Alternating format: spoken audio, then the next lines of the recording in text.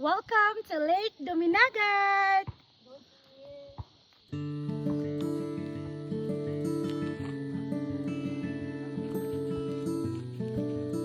Hi guys, sabot ni Barangay Nueva Vista, Mantawan Public Market.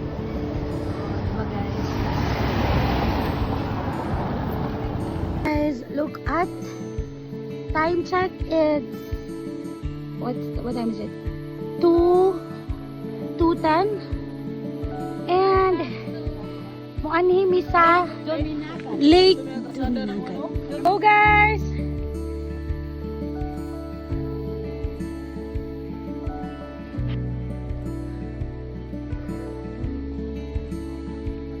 Na guys na landmark resolution number 2925. So muanhi pa ta diri na food. So mao pa na siya atong agian and grabe katugnaw buyag guys, dami diri as in super katugnaw buyag as in oh good as in. So no worries, kinaray tindahan up here, down here, unsa ba diri? Up or down? So, ayan, we're here. Here na.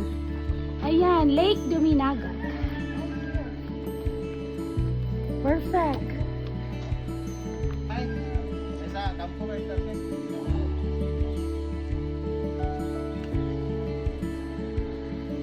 Wow, you survived, Mama. Yes. 15 minutes sa manggod. Wow. Yes. Mag-pay lang og 20 pesos each for the environmental fee. So, and then finally we're here. So, it's so beautiful. Very, very beautiful. Yeah. Oh, it's so beautiful. Very beautiful. So, welcome to Lake Duminagat. Duminagat guys. Oh, so pretty. Worth it kayo ang pagbaklay, pagsaka ug kahanap.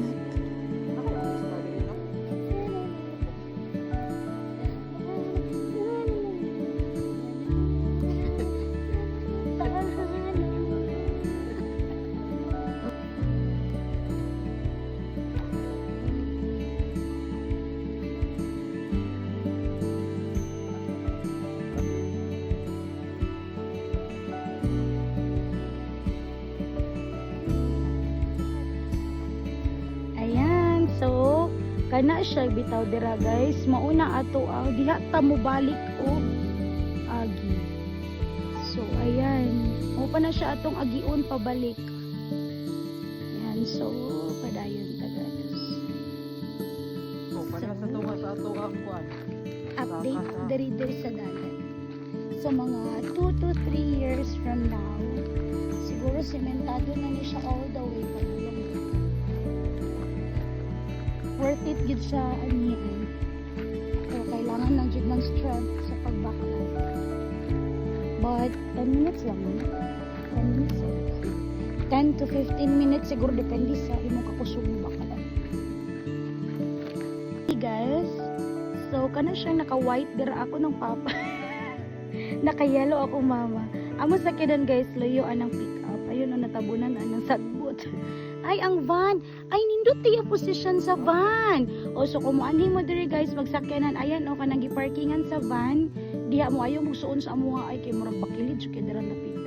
Ayan, sila, magulat na sila na mo guys, kaya layo-layo pag yun ang mga maklayo.